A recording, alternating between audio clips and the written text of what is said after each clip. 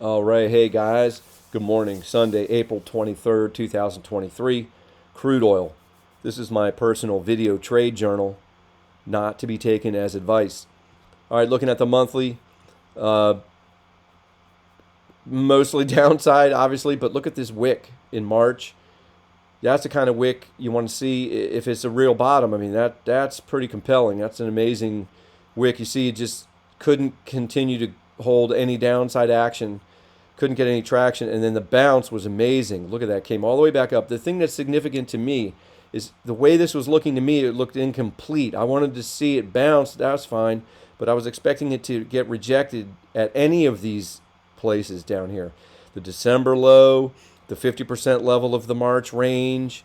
The further up it came, the more I was expecting it to get rejected. It didn't. Then you had that gap up 3 weeks ago. And so basically, the price has gotten through all of these levels that I was thinking would hold as resistance. It sliced through all of them and then gapped up. And then now it actually poked above by, I don't know, 25 cents or something, the December high. So to me, all of this is significant. It took out all of the resistance. And then now I think we're getting a wave four. So the next level, but that's another story. We'll get to that in a second. So the next level of resistance that I'm looking at is 86.53, which is the top of these candle bodies going back several months, all the way to October, November, based on these wicks and where the resistance was for 2 months. I mean, it could not get any traction above this area. So this has nothing to do with the Elliott wave. I'm just putting that line on there and putting a number on it, and it's 86.53 resistance on the monthly.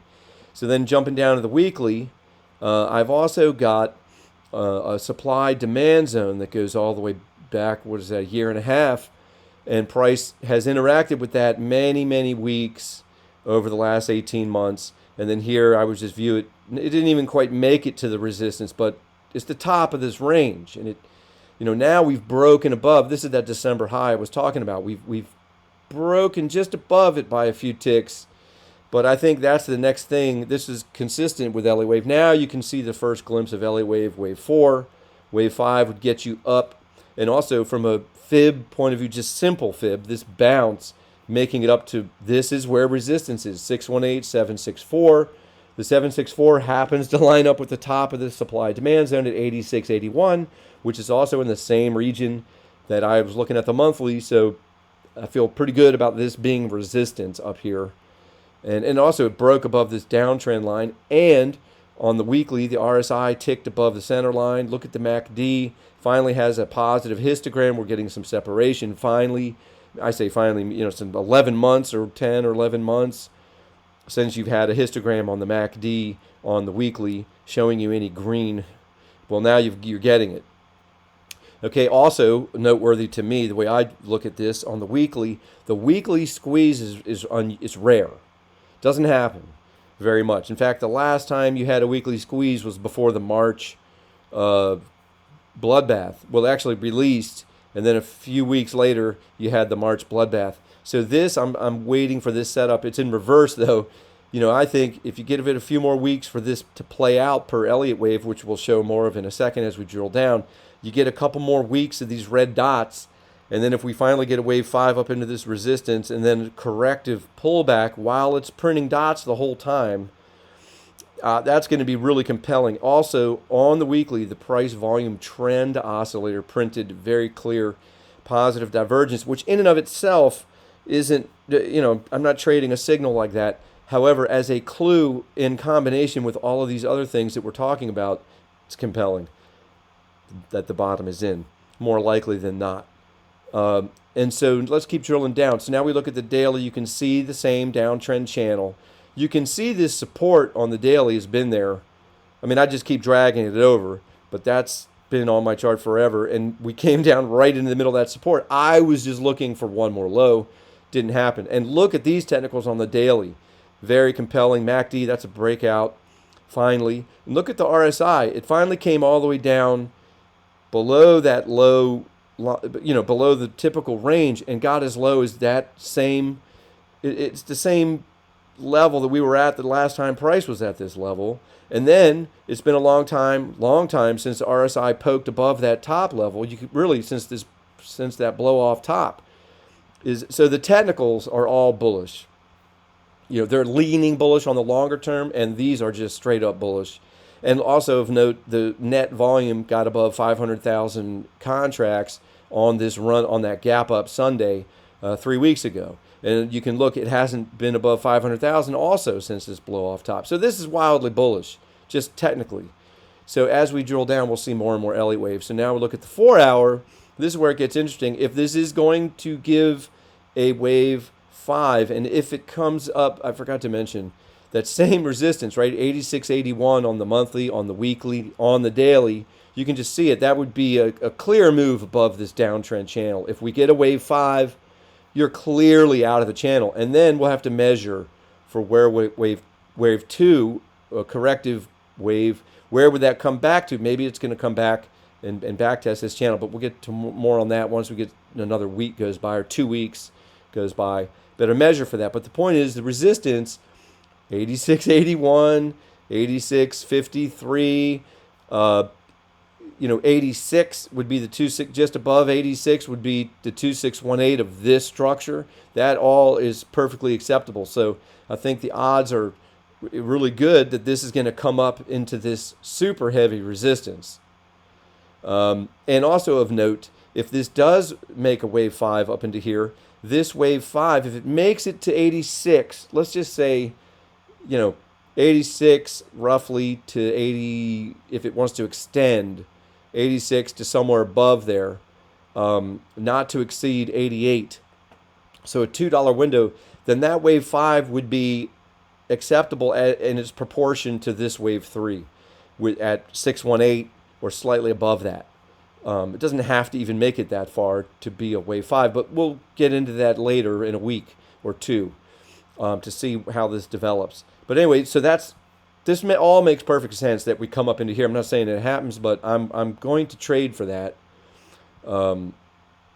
Anyway, so now let's go down one more level. This is a really nice 5 wave down, and it confused me for all week long. Like, what is going on over here?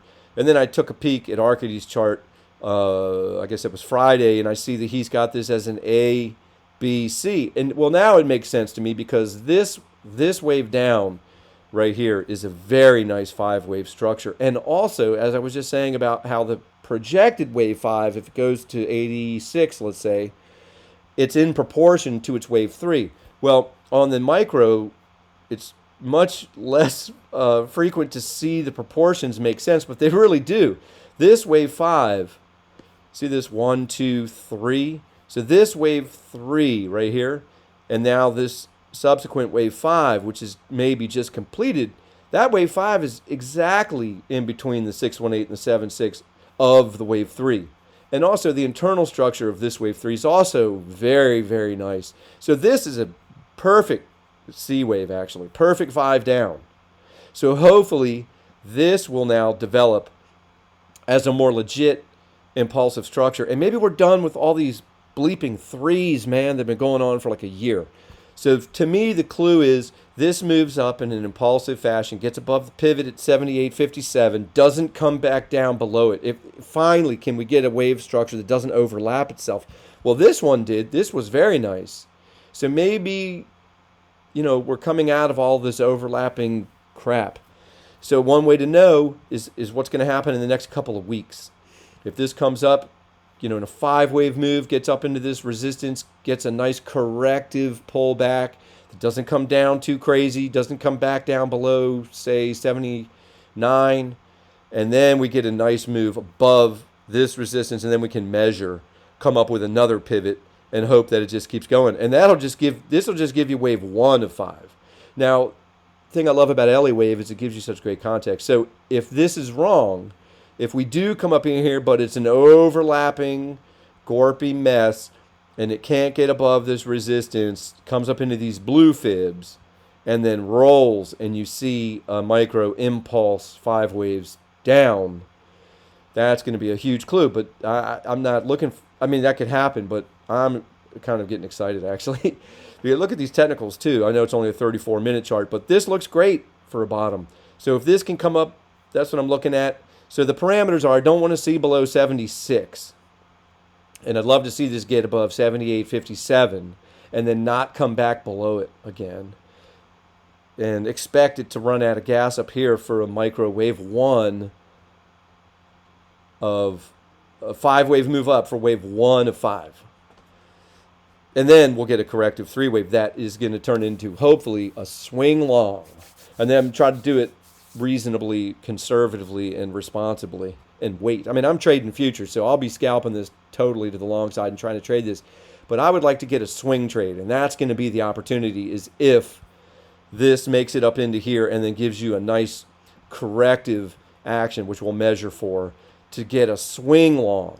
And then you'll be in wave 3 of 5, which is totally worth trading for aggressively, I think. Okay, that's it. We'll see what happens. Good luck.